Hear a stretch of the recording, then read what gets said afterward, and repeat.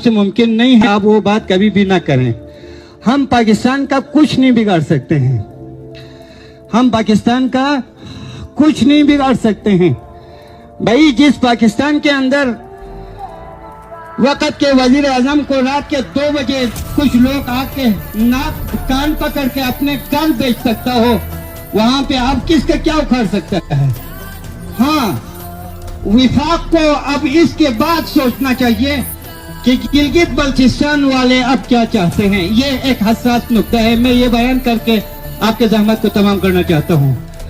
یہاں اس جلسے میں آپ اپنے کارکردگی کو بیان نہ کریں, آپ بجلی کے بارے میں بات نہ کریں, آٹے کے بارے میں بات نہ کریں, تحریک انصاف کے ان 3 سالہ دور حکومت میں آپ لوگوں نے عوام کے لیے کیا کیا کیا نہیں کیا اس پہ بات نہ کریں.